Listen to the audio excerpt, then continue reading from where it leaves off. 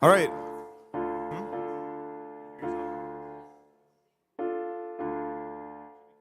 Can you hear the piano? All right. If you would stand up and let's sing our song. Let God arise in all his might from Psalm 68.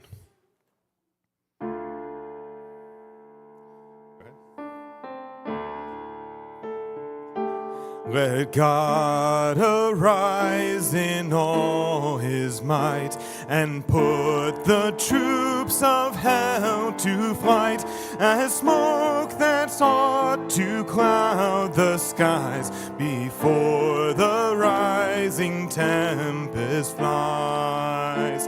He comes arrayed in burning flames, justice and vengeance are his names.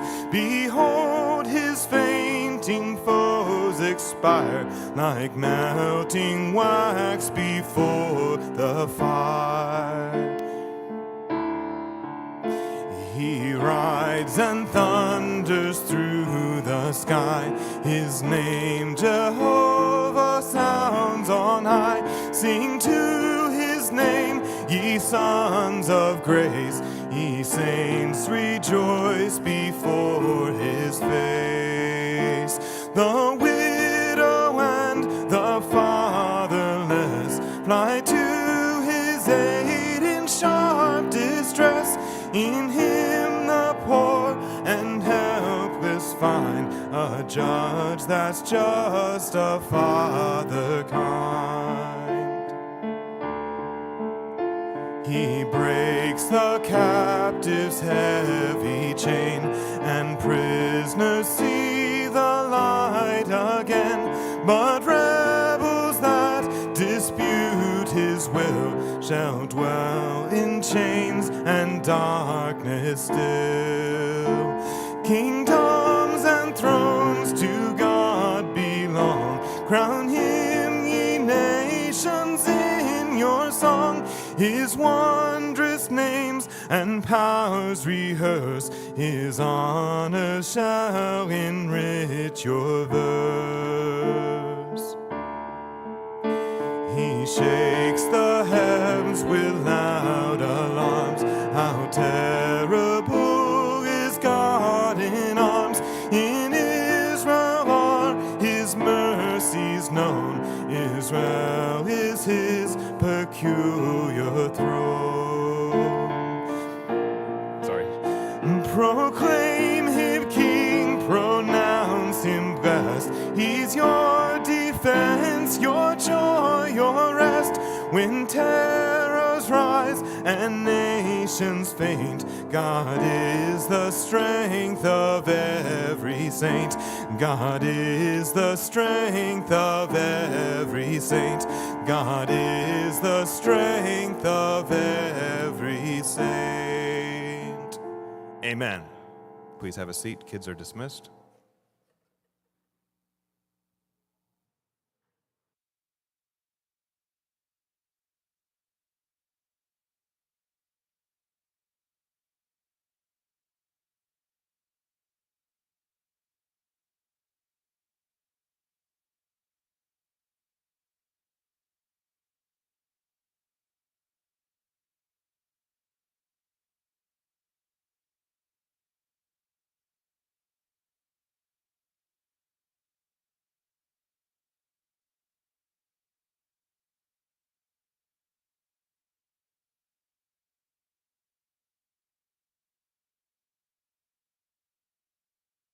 All right, let's pray. Heavenly Father, we thank you for another day. Thank you for helping us to get through this week of extremely hot weather. And we do thank you for the sun that we need to help things to grow. And we just thank you for all the things you provide for us. Pray that you would teach us, help us to understand these things that are kind of difficult to understand. But to be like the Bereans who search the scriptures to find out if the things that are being said are according to your word or not. Guide us and lead us according to your truth. And we pray all these things in Jesus' name. Amen. Well, welcome to the Friedensburg Biblical Institute. This is class number 5, the last class on Protestant resistance theology. And we are concluding, as I said, we're concluding our discussion on Protestant resistance theology today. I am glad that there are people here that are not only interested in church history, but also in political theory from a biblical worldview. Because that is a part of church history.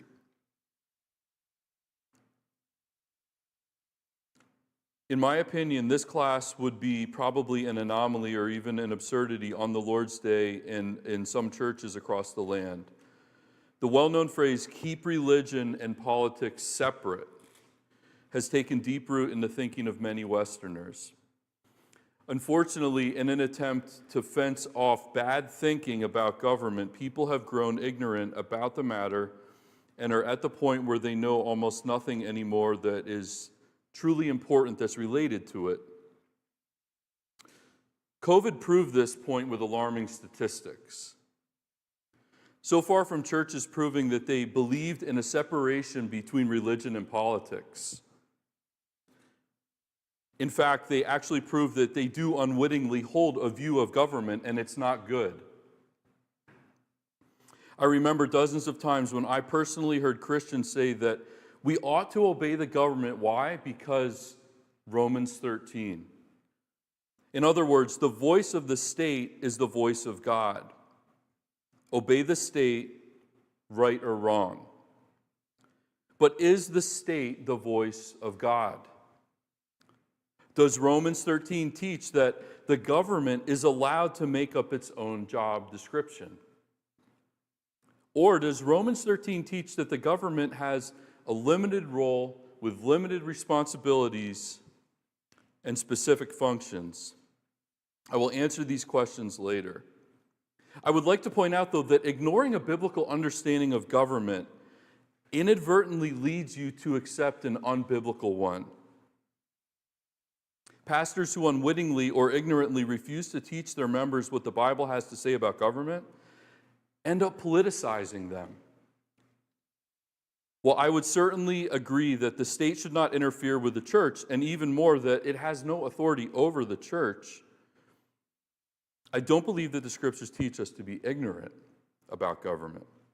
In fact, believers are commanded to have a biblical view of government because the Bible speaks directly about it. And since the Bible speaks about this matter, we must pay attention to it, not ignore it. Today we are going to look at a man who decided not to ignore the government's encroachment upon his church.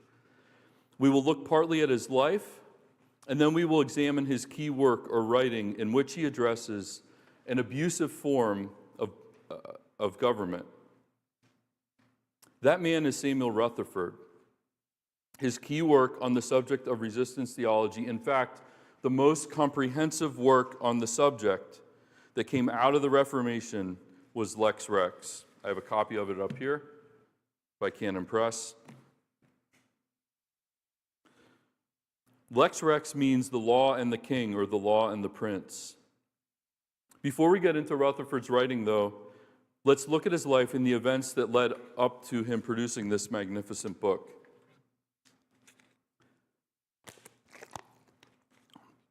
It's kind of hot in here, so I'm glad I got water. Samuel Rutherford was born in 1600 in Nisbet, Scotland. His father was a farmer of some considerable wealth. His childhood home was nominally Christian, yet his parents took notice of his giftedness, especially his intellectual abilities. By the time Rutherford was 20 years old, he had obtained a Master of Arts degree, from which he became skilled in Latin and Greek. 5 years later, he begins studying theology, again at the University of Edinburgh. Nothing is certain to know about the exact date of Rutherford's conversion. The best that historians are able to ascertain is that it happened sometime in his early 20s. At the age of 26, he is called to pastor at a church in Anwath in Scotland. Interestingly, this was the same church that 2.5 decades earlier was pastored by one of John Knox's son-in-laws. Also, the church that Rutherford was called to was in a rural setting in a farming community, which wasn't a bad fit for Rutherford, being a farm boy himself.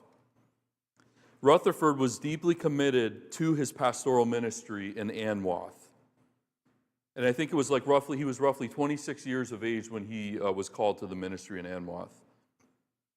Some compared his labors in Anwath to the type of pastoral ministry set forth in Richard Baxter's book, The Reformed Pastor. On a personal level, Rutherford spent hours each morning preparing himself for ministry. I think he woke up at like 3 a.m. But, when you read that he woke up at 3 a.m., I ask, well, I wonder what time he went to bed at, though, because they also didn't have electricity back then. If you go to bed at 8 o'clock, waking up at 3 isn't that hard. But at any rate, part of his preparation included meditating outside amidst the beautiful countryside. And I have a quote here from Joel Beeke's book, which I also have up here, Meet the Puritans, an excellent book about all the Puritans in England, English and Scottish. This is a quote from Beeke. One aged contemporary pastor wrote, "I have known many great and good ministers in this church, but for such a piece of clay as Mr. Rutherford was, I never knew one in Scotland like him, to whom so many great gifts were given. For he seemed to be altogether taken up with everything good and excellent and useful. He seemed to be always praying, always preaching, always visiting the sick, always catechizing, always writing and studying. Many times I thought he would have flown out of the pulpit when he came to speak of Jesus Christ. He was never in his right element, but when he was commending him. He would have fallen asleep in bed, speaking of Christ," end quote. That's a pretty commendable summary of the ministerial labors of Rutherford. 3 years into Rutherford's pastoral labors, he began to face some serious trials. There was two particular that stood out. The first one was his dear wife, and I'm going to probably butcher her name, Euphramie? I don't know. It looks like Euphrates, but she dies after months and months of suffering from some sort of ailment. He also suffered the loss of all of his children except for one. The second trial was, and I quote from Beeke, quote, "to appear before the Court of High Commission in Edinburgh for nonconformity to the Perth Articles," end quote. What were the Perth Articles? The Perth Articles were related to the ordering of worship in the Church of Scotland, which would have been authorized by the king. This was an imposition by the king upon the Church of Scotland. So the 5 articles were kneeling during communion, private baptism, confirmation by bishops, and the observance of holy days. The problem that Rutherford had with the Articles of Perth was not so much what was in the articles as it was that the king was trying to dictate the order of worship in the church.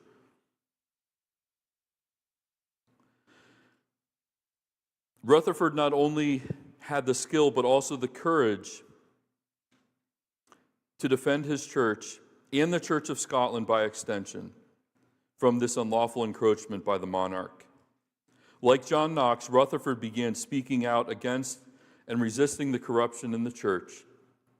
But this soon led to confronting corruption in the civil government, because in many cases, as we've learned from previous lessons, they were conjoined, like Siamese twins.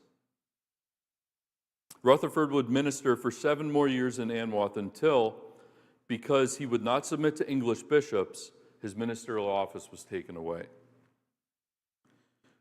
This was a painful experience for Rutherford to go through. But it was also during this time that Rutherford wrote his famous letters, which are still in print. Shortly after Rutherford's pastoral office was taken away, the Church of Scotland signed the National Covenant, which reinstated total autonomy to the Church of Scotland.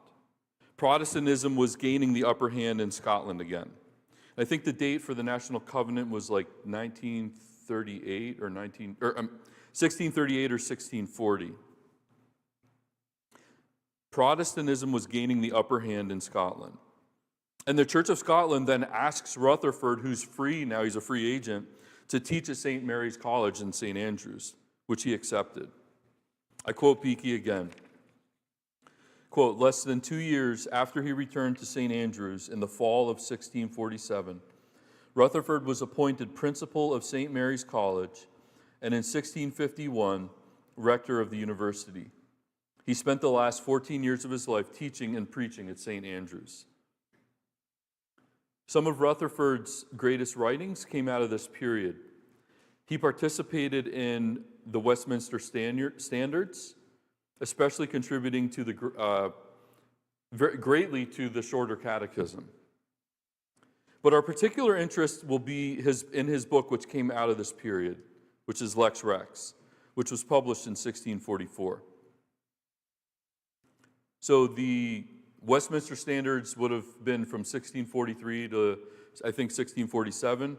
So like right in the middle of that whole formulation, that whole Reformation in theology and in doctrine, Rutherford writes this book. What led Rutherford to write Lex Rex? He writes it as a response to a treatise that was published by a guy named John Maxwell. John Maxwell published a treatise called Sacro Sancta Regnum Majestas, which means the sacred and royal prerogative of Christian kings. This is also known, you would be familiar with it as the divine right of kings. Maxwell's book uses biblical arguments and historical precedent to support the idea of the divine right of kings. Maxwell is specifically going after the reformed view of civil government. Listen to the full title page of the original edition of Maxwell's book. So, Maxwell, I believe he was a bishop in the Church of England, but the title pages it seemed like for the Puritans, they all like, it wasn't just the title, it was like a paragraph. So here it is. Sacral Sancta Regnum Majestas, or the sacred prerogative of Christian kings, wherein sovereignty is by holy scriptures, reverend antiquity, and sound reason, affected by discussing of 5 questions, and the puritanical, Jesuitical, and anti-monarchical grounds or disproved, and the untruth and weakness of their new devised state principles are discovered. That was the title of Maxwell's book. Rutherford's going to go after it. One other thing about Maxwell. Can anyone guess what verse John Maxwell chose to put at the bottom of the title page? Let's hear it. What verse? There we go, Romans 13. He has chapter and verse. He has the whole thing printed out, Romans 13, 1 and 2. So this has been going on for quite a long time. That is misinterpreting and misapplying Romans 13 to justify an unbiblical obedience to authorities. Rutherford's response is no. The king is not above the law is above the king. That's what Lex Rex means. It means the law is above the king or above the prince. Before we get into Rutherford's work, though, I want to stop and fill you in on a little bit of Scottish history. I think it's going to be helpful. Because of the work of John Knox in Scotland, the country adopted Protestantism as the official religion in 1560. So I think, I'm trying to remember when Knox died. I think it was like right around that time. I think he died, well, actually I can't remember. But at any rate, they had the Scots Confession of Faith. The Church of Scotland was Calvinistic. And of course, their government was Presbyterian.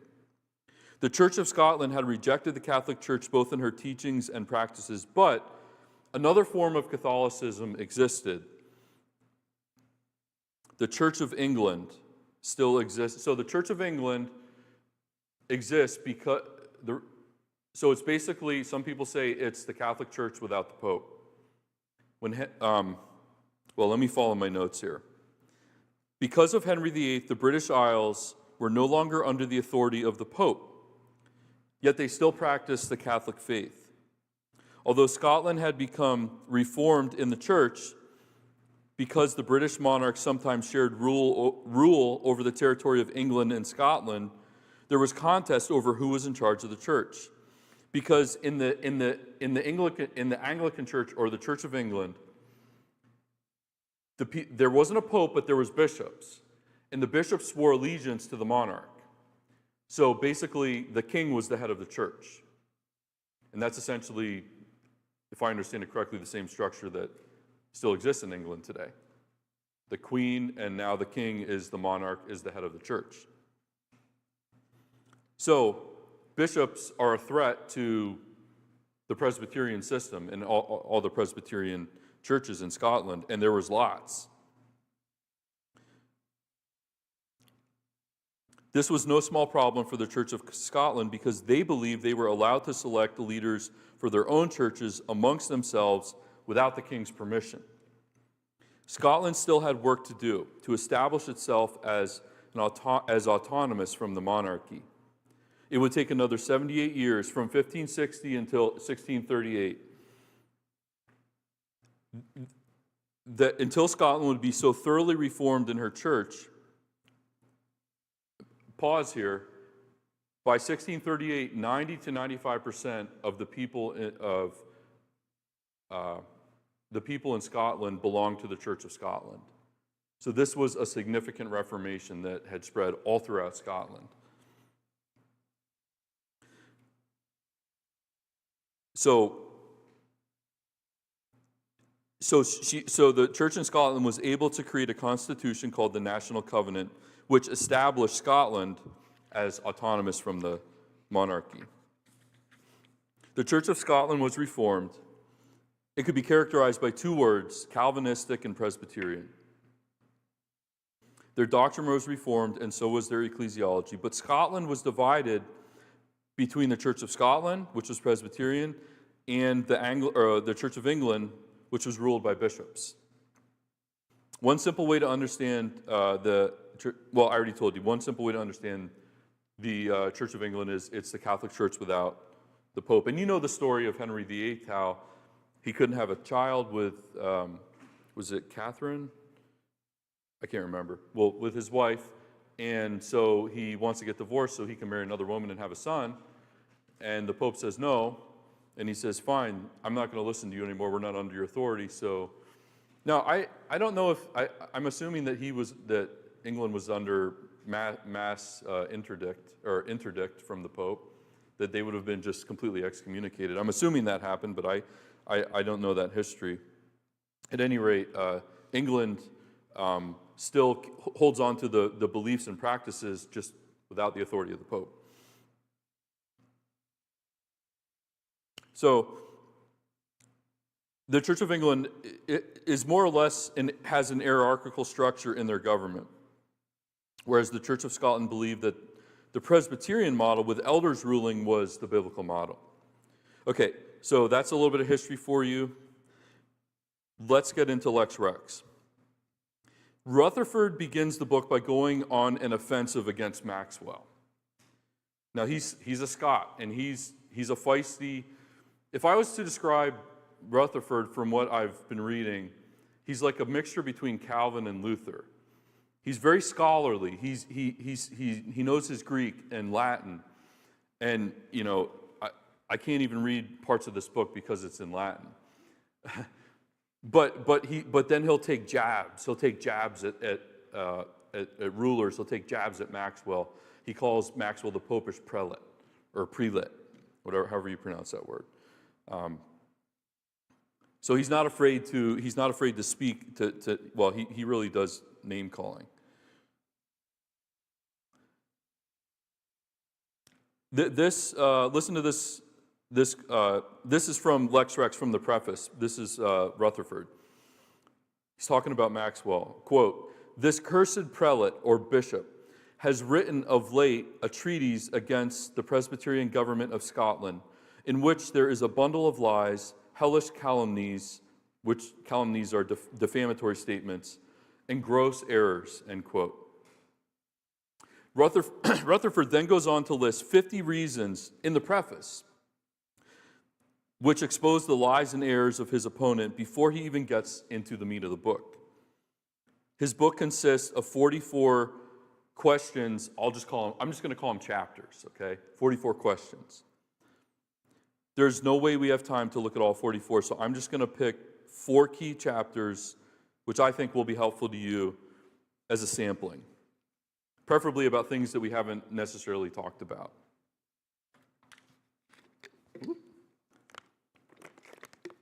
All right, we're going to begin with chapter 4. Chapter 4, the title is Whether the King is Only and Immediately from God and not from the people. Whether the king is only and immediately from God and not from the people. In other words, Rutherford is asking the question, do the people play any part in choosing a king? Or does it just all come from God? So I quote from Rutherford, "The question is whether the kingly office itself is from God. I conceive it is. It flows from the people. The question is concerning the designation of the person. From where is it that this man rather than that man is crowned king? And from where is it? From God immediately and only, that this man rather than that man in this race and family rather than that race and family is chosen for the crown? Or is it from the people also and their free choice? For the pastor's and the doctor's office is from Christ only, but that John rather than Thomas is the doctor or the pastor is from the will and choice of men." So Rutherford is saying, yes, God ordained the office of king, but God does not directly appoint the king, the people do. God does this work, but then he says at the end, but God works through the people too. So they're both true is essentially what he's saying. Just as common people will choose one man and not another to be their pastor, so it is with kings. To say that kings are ordained of God and that God directly appoints them and not the people is both historically as well as biblically inaccurate. Rutherford humorously says that kings are not born with a crown on their head. They are made kings. And some princes do not end up becoming kings because they are not fit for office. But the point is, one person is chosen and another is not. Therefore, the people have a role to play in choosing the king. And Rutherford cites 1 Kings 16. Is it 1 Kings 1:6 or 1 Kings 16? I misprinted something here. But it's in 1 Kings, and I quote him, "The people made Omri king and not Zimri, and his son Ahab rather than Tibni, the son of Sinath. The people made Solomon king and not Adonijah, though Adonijah was the elder brother," end quote. So he concludes the chapter by saying that the way that kings are chosen is by the people, and also that yes, they come from God, the office is appointed, but that the hand of God is with the people in the choosing of the king also. Next, we go to chapter 22. The title for chapter 22 is Whether the Power of the King as King is Absolute or Dependent and Limited by God's First Mold and Pattern of a King. He lists a number of arguments, and I will just name a few of them. First, Rutherford goes to Deuteronomy 17, 18 to 19. He points out that the king is required to not only read the law of God, but make a copy of it for himself. I quote Rutherford, quote, "He who in his first institution is appointed of God by office, even when he sits on the throne, to take heed to read on a written copy of God's law, that he may learn to fear the Lord his God and keep all the words of this law. He is not of absolute power above the law, but the king as king, while he sits on the throne, is to do this. This is the law of the king as king," end quote. The book of Deuteronomy makes clear that the king, so far from making laws himself, is to take the already revealed law of God, read it, copy it, and live by it. The king is under the law of God. Next, he argues in chapter 22 that because some kings do not rule according to God's law, but tyrannize their subjects, this proves that they do not have absolute power. Royal power is from God, he says, but power to terrorize people is not from God. For Rutherford, he says that's satanic. For Rutherford, this proves that the power of kings is not absolute. I quote Rutherford here, quote, "God who makes kings and disposes of crowns must also create and give that royal and official power by which a king is king. If this moral power to sin be from God, it being formerly wickedness, then God must be the author of sin." End quote. Rutherford's simply saying that we know that God gives men power to become kings, but when the power is abused, when it is used to tyrannize people, it proves that kings do not have absolute power. God does not ordain kings to rule however they wish. They are to rule according to his word. So their power is limited. It's not absolute. Why else would God remove kings from their positions of power if, as some were arguing in Rutherford's day, their power was absolute, to rule however they wished, whether good or evil? Lastly, in chapter 22, Rutherford argues positively about the purpose of the king, namely, that it's for the good of the people. Quote, "To have a king is the blessing of God, because to have no king is a judgment. If the king be a thing good in itself, then he cannot be a curse and a judgment, and essentially a bondage and slavery to the people. Also, the genuine and intrinsic end of a king is the good, and the good of a quiet and peaceful life in all godliness and dignity, whose genuine end is to preserve the law from violence and to defend the subject," end quote. So the power that God gives to kings is to be limited in scope, so that they may be a beneficial ruler towards their subjects. Anything other than this is outside the scope of the power that God has ordained for kings. The next chapter that we will examine is chapter 21. The title is, "What Power the People in States of Parliament Has Over the King and in the State." Rutherford begins with a natural argument here, that in every society, you can find what he calls states or estates. By states, he means the lesser magistrates and basically like all the lesser rulers in society, including judges and chiefs, depending on what society you're in. It's not just in Christian societies that we find different levels of government with lesser magistrates and higher magistrates. And I think this goes to prove Romans 13, actually, which says that whatever authority exists has been ordained of God.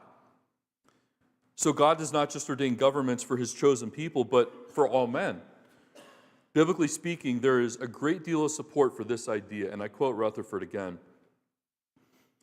Quote, "Abner communed with the elders of Israel to bring the king home," in 2 Samuel 3:17. "And there were elders in Israel, both in the time of the judges and the time of the kings, who did not only give advice and counsel to the judges and kings, which I shall make good by these places."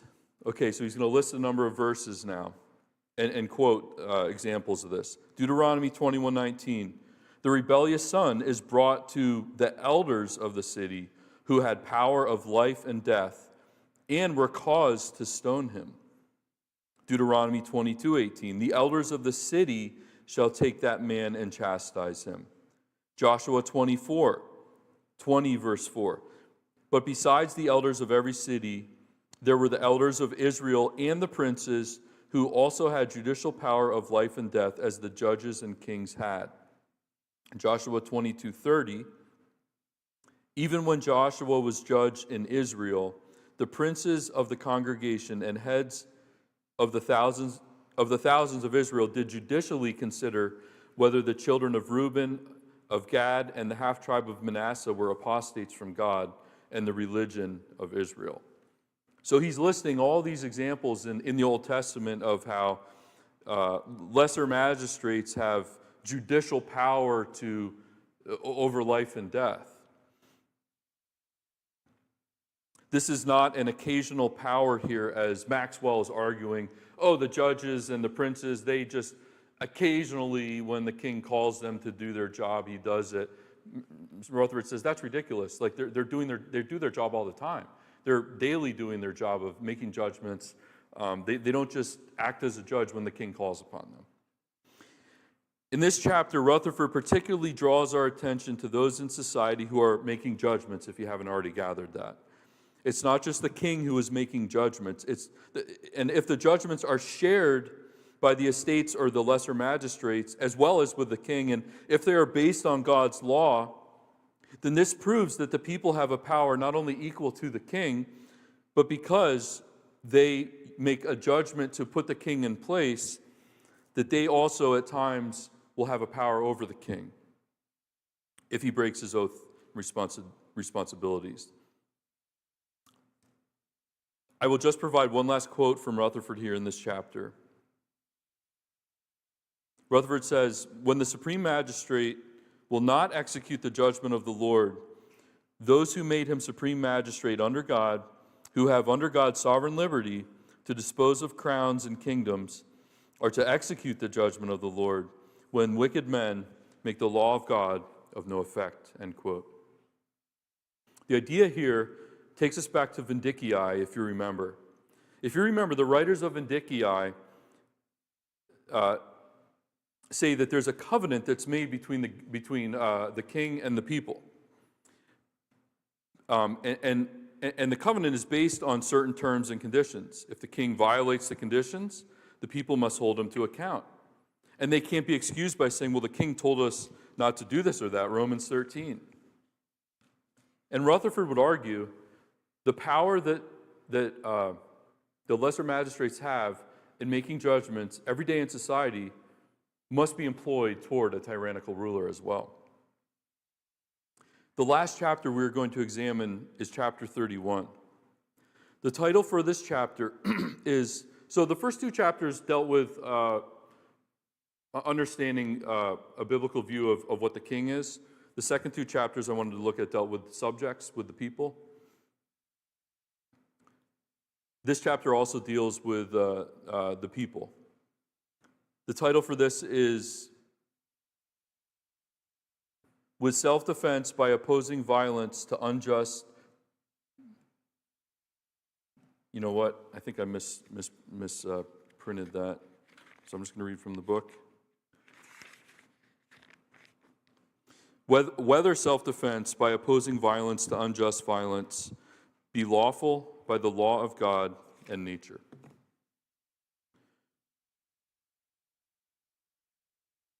This chapter is particularly helpful because he lays out practical steps on resistance. He first lays out an argument from nature. We should understand that Rutherford is simply looking at God's creation and studying it. He's studying the works of God to find a clue about resistance. Then he will go to the scriptures to find more clues. First, let's look at what he has to say about nature and resistance. I quote Rutherford, "Self-preservation in all creatures in which is nature is in the creatures suitable to their nature." I know that's kind of a complicated sentence. He goes on, the bull defends itself by its horn, the eagle by her claws and bill. It will not follow that a lamb will defend itself against the wolf any other way than by flying. So men, and Christian men, do naturally defend themselves. But the manner of self-defense in a rational creature is rational, and not always merely natural. Therefore, a political community being a combination of many natures may be permitted by God to use natural self-defense. End quote. Rutherford looks at God's creation. specifically at the animals, and he sees how God created them to defend themselves according to their nature. Predatory animals defend themselves with tooth and claw, whereas prey defend themselves by flight. Human beings are also God's creatures. God has built in our nature self-preservation and defense. But we are not merely animals. We are made in God's image. Therefore, we are rational and reasonable. So the way in which we defend ourselves as human beings cannot merely be instinctive as animals. Our manner in self-defense must be tempered with rational thought. So a thoughtful observation of creation will lead us to believe that God has hardwired all of creation for self-preservation and defense. Next, Rutherford takes us to the scriptures to show us rational steps for self-defense. He first goes to 1 Samuel, to the account of David and Jonathan. You remember the story. Saul was angry at David without cause and wanted to kill him. David had a high regard for the king and would not instinctively seek revenge. What steps did David take? I quote Rutherford here. For a private man may defend himself against unjust violence, but not in any way he pleases. The first way is by supplication and apology. He may not presently use violence to the king's servants before he supplicate, nor may he use reoffending if flight may save. David used all three in order. He made his defense by words, by the mediation of Jonathan. When that prevailed not, he took himself to flight as the next. But because he knew flight was not safe in every way, and nature taught him preservation and reason in light of grace taught him the means, and the religious order of the means for self-preservation. He therefore adds a third, quote, he took Goliath's sword and gathered 600 armed men, and after that made use of a host, end quote. So let's consider two things from this quote. First, the scriptures do teach rational steps that we can take in response to tyranny. Rutherford points out the steps must be in order. The first step is supplication and apology. Today we would say the first step is protest or the soapbox. But I think it's interesting that Rutherford here wants us to interact, even personally and rationally, with irrational magistrates and rulers. Protesting and soapboxes can tend to be mere monologues. As rational creatures, we must endeavor to dialogue with rulers who are unreasonable and oppressive. The second step Rutherford points to is flight or fleeing. But he says flight should not happen unless supplication has failed. He adds further that some people are not able to flee. The sick, the lame, and the elderly would not be able to flee. This is one of the reasons Rutherford says why more people in his country did not flee to the Americas, because they weren't able to. And further, he points out later in the chapter that if everyone flees and leaves behind the sick, the lame, and the elderly, they're going to be devoured, he says, by the lion. So he argues that for some, it would be neglect of their duty to run away and not defend the helpless. But for others, you can imagine maybe small families, poor families, to flee. But people who had considerable wealth and power, he would argue, you need to stay and fight. The last step, which must not be used unless both the first and the second step fail, is armed resistance. Rutherford offers this bit of advice regarding armed resistance. Quote, by the law of God and nature, we are to use violent reoffending for self-preservation and put to this necessity when armies are in actual pursuit of all the Protestant churches of the three kingdoms, to actual killing rather than be killed, and suffer laws and religion be undone, end quote.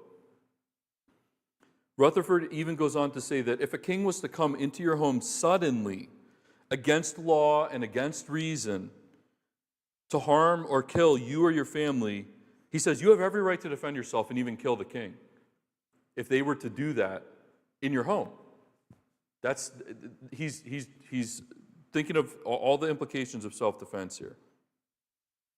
I really hope you can see that resistance in whatever step, so far from being an animal-like instinctive reaction to trouble, is a thoughtful, reasonable, and patient response to evil rulers. Rutherford would want us to be careful to follow every step in order, and in this way, do what pleases the Lord. In 1661, Samuel Rutherford was on his deathbed. A summons came to him from King Charles II to appear before Parliament for the charge of treason.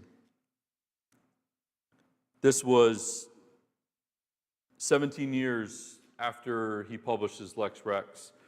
It already made its rounds. Everyone in the Westminster Assembly had a copy of it. And everyone knew about Lex Rex. A summons comes to his door. He's at St. Mary's on his deathbed. He's to stand trial for treason. He would be hanged for treason.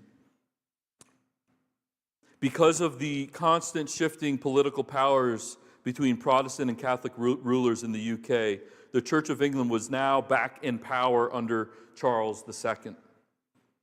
And while on his deathbed, Rutherford responded to those who brought the summons from King Charles. This is Rutherford's response. You'll like this. I have got a summons already before a superior judge and judicatory, and I am behooved to answer my first summons, and ere your day come, I will be where few kings and great folks come. End quote. Said, you're too late. I'm going to another king.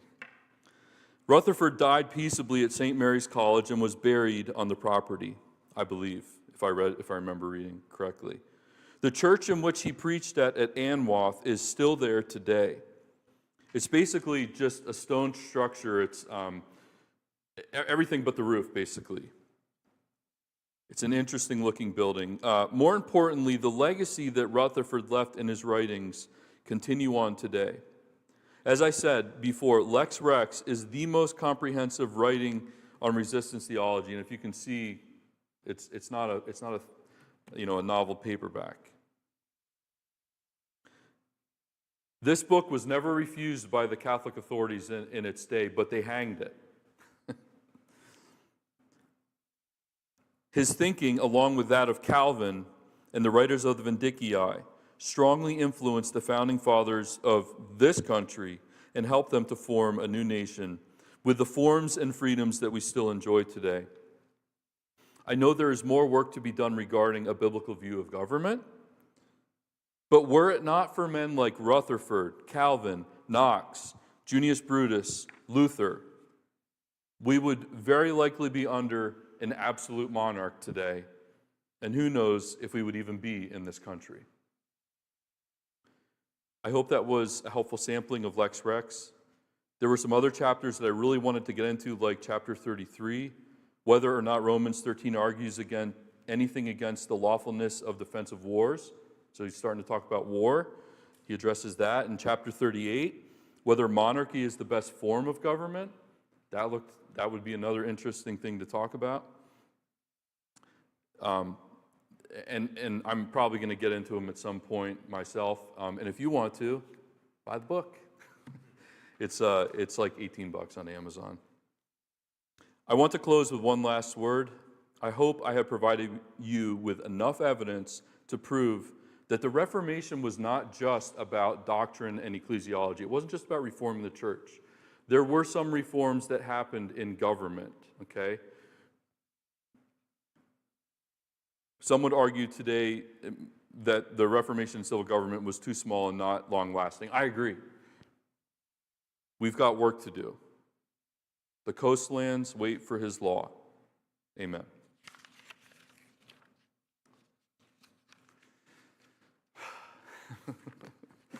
Comments or questions? Andrew. I just think that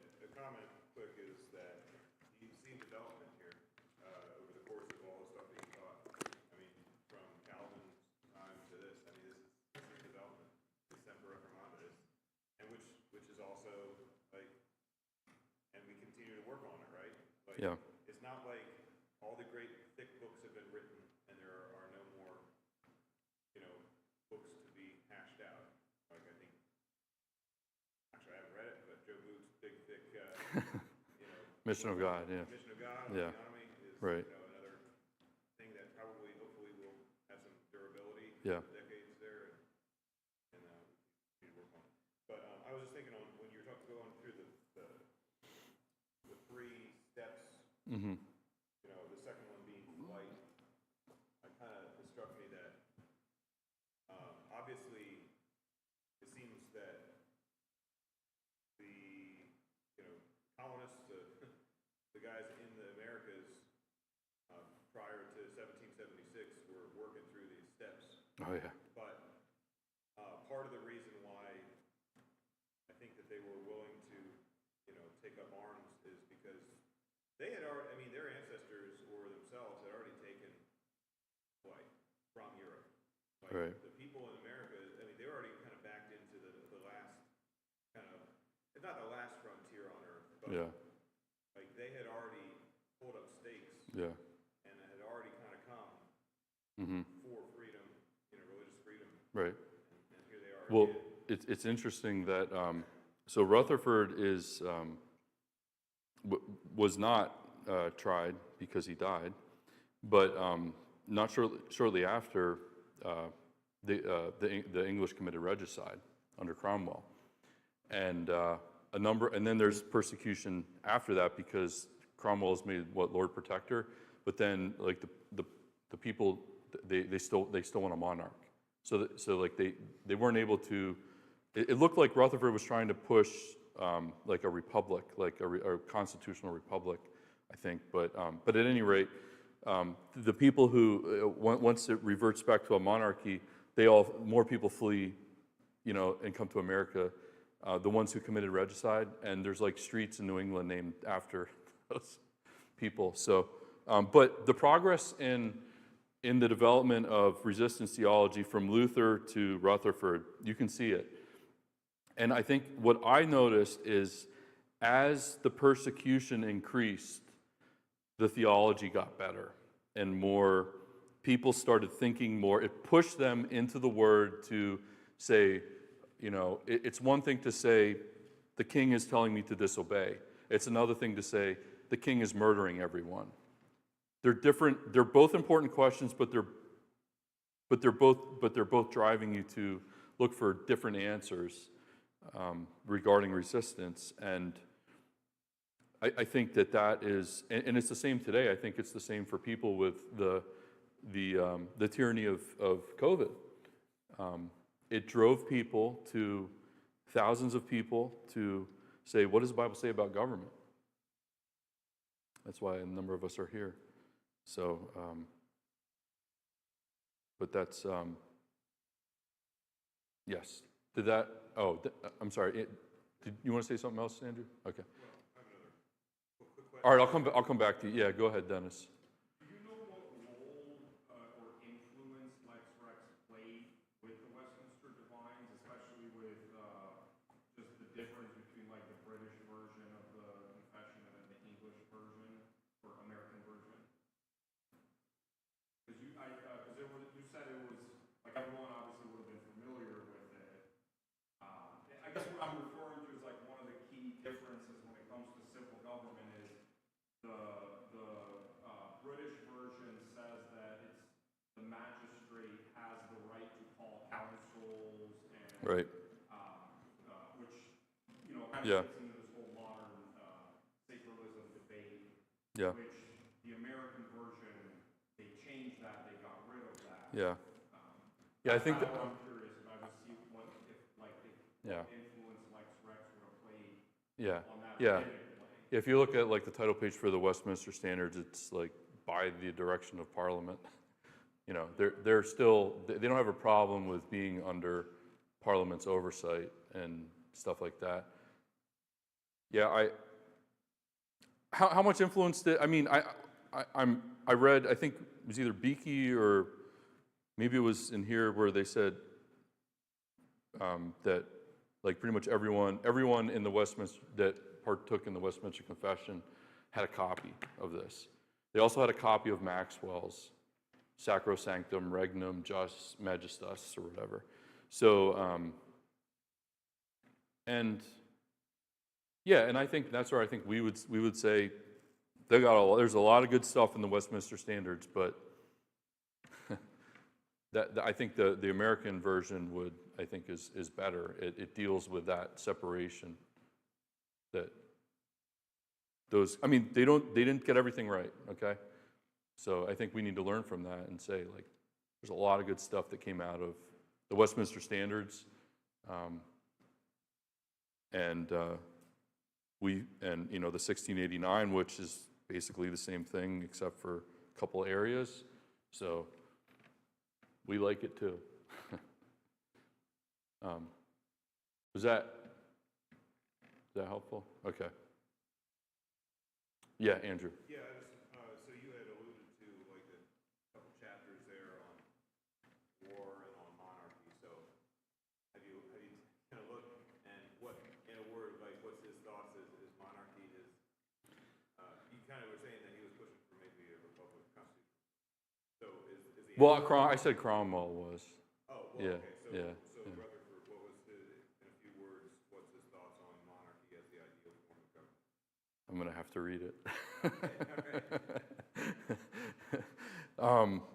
I think I remember hearing that or reading something that like he, I mean, just the fact that he's bringing it up, I think he's saying like it's not.